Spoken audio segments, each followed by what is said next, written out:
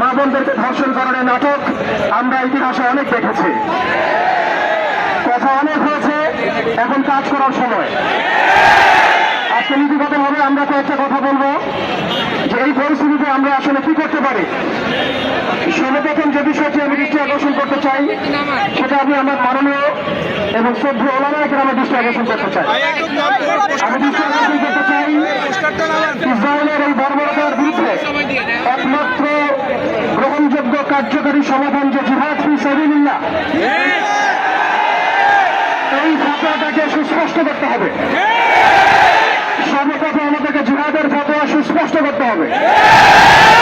জিহাদ ফি সাবিলিল্লাহ ছাড়া ইসরায়েল সংকট, ফিলিস্তিন সংকট সমাধানের দ্বিতীয় কোনো পথ পদ্ধতি যে নেই, এটা আমাদের জনগণকে বোঝাতে হবে। ওযু, গোসল, নামাজ, রোজার মাসালা যেভাবে শিখি, ঠিক সেভাবে জিহাদ ফি সাবিলিল্লাহর মাসালাও শিখতে হবে। প্রতিটা নিজামের মধ্যে, পাঠ্যপুস্তকের মধ্যে এই মাসালার বিষয়গুলো, এর ফরজিয়াতের বিষয়গুলো অন্তর্ভুক্ত করতে হবে।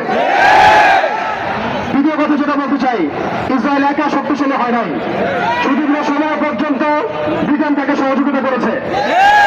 তারাই একত্রে হাত মিলিয়ে অটোম্যানদের উৎখাত করেছিল।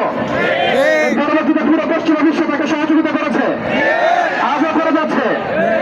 আমরা ইসরায়েলের ব্যাপারে সোচ্চার, কিন্তু তার বন্ধুদেরকে আমরা যদি বন্ধুরূপে গ্রহণ করি তাহলে এটা হবে একটা বিচারিত, একটা মুনাফিক আচরণ। আজকে ইসরায়েল টিকে আছে আমেরিকার উপরে। আমরা সুস্পষ্ট বলতে চাই, এই সাপের মাথা ইসরায়েল নয়, এই সাপের মাথা, মূল মাথা হচ্ছে আমেরিকা।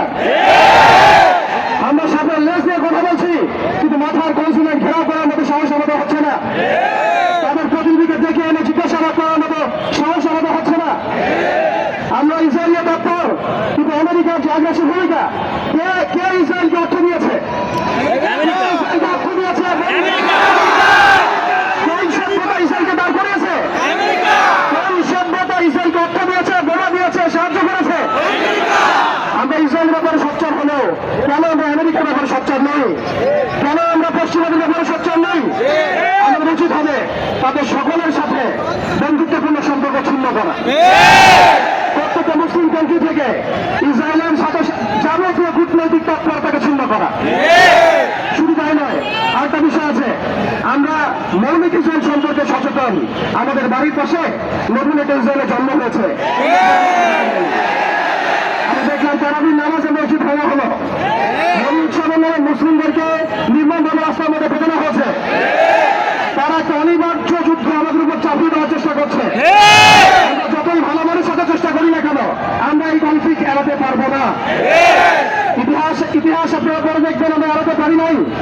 আমরা যতই ভালো এবং সুশীল সাজার চেষ্টা করি না কেন, যতই তাদের তন্ত্রমন্ত্রের পূজা করার চেষ্টা করি না কেন, যদি তাদেরকে সন্তুষ্ট করার চেষ্টা করি না কেন, তারা পশ্চিমকালেও আমাদের উপরে অনিবার্য যুদ্ধ থেকে ফিরে থাকবে না ইনশাআল্লাহ।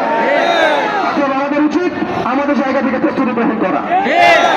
এখন আমরা কি প্রস্তুতি গ্রহণ করতে পারি এটা আপনারা সবাই জানেন।